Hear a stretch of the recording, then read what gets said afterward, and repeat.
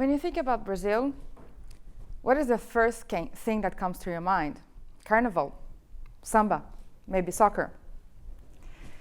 But if I ask you to think about the main problems Brazil is struggling with, what would come to your mind then? Deforestation, maybe? Or high inequality rates? Urban violence, maybe? But I bet that no one would mention that social participation or activism is a problem. Actually, those are usually seen to be good indicators of a well-functioning democracy, where people are free to express themselves and contribute to the decision-making process, making it more diverse, inclusive, and participatory. The thing is that someone do believe that activism is a huge problem in Brazil, and that someone is the president. After winning the first round of presidential elections last October, Bolsonaro states that if he won, his first measure would be to end all sorts of activisms. The question behind it is why? What motivates ending activism to be the top priority on someone's political agenda? At that point, we couldn't measure the damaging potential of such a statement. Bolsonaro is very used in giving inflammatory declarations. I'll give you some examples. He once shouted at a female MP, when he was an MP himself, that he wouldn't rape her because she didn't deserve it. He is very used to praise the military dictatorship and torture as available means to obtain information. He refers to climate change as a hoax promoted by international NGOs willing to prevent Brazil to economically growing. And he stated that he would rather his son to be dead than to be a homosexual. But after his inauguration, he kept his word. His first measure was to rule an executive order that, among other things, determined that the presidential cabinet will be in charge of, I quote, supervising, coordinating, monitoring, and following up all the activities and actions of international organizations and national NGOs acting within the territory of Brazil, unquote. At first, it came as a shock to everyone. It was a direct violation of freedom of speech and association, the very basics of democracy. But then, it urged civil society organizations to come together and act more strategically and in a more articulated way. We had to put aside our program agendas and join efforts against a common threat.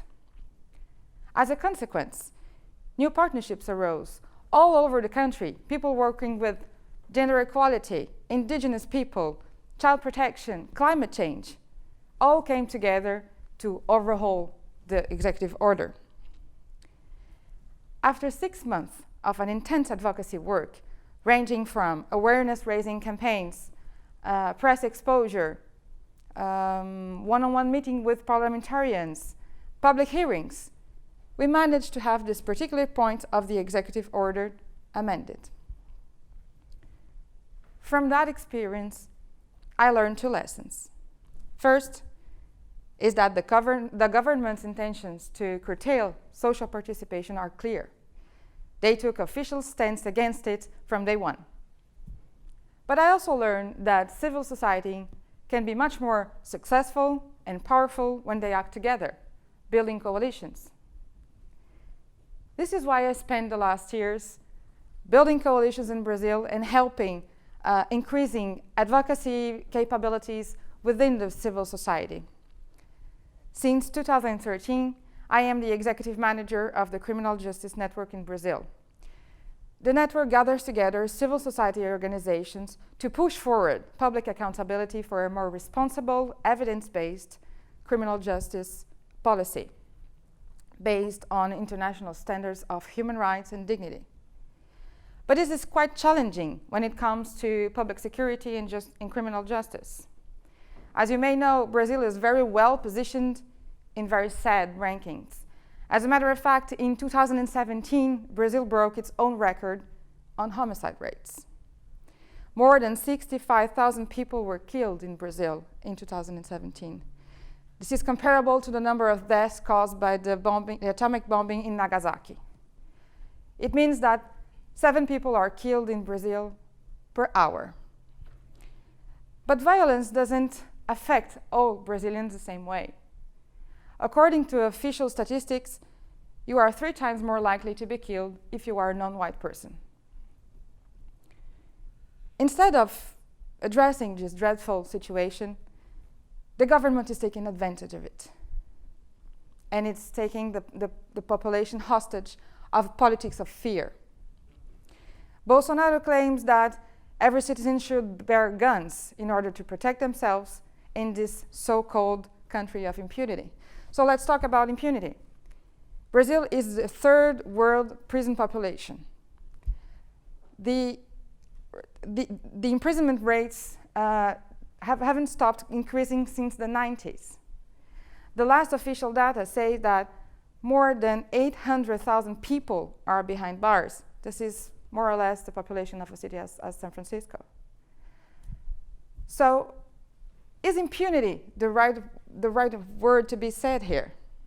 Especially when you know that only 11% of these people were arrested for murder, while 65% have been arrested for petty robbery and low-level drug trafficking. Not to mention that 40% of people behind bars have not yet been tried. So this abusive use of pretrial detention can also show how dysfunctional our justice system can be. So to conclude, what I would like you to remember is that high imprisonment rates do not account for an effective judicial system, and that justice and rule of law cannot be used in practice to undermine democracy. Thank you.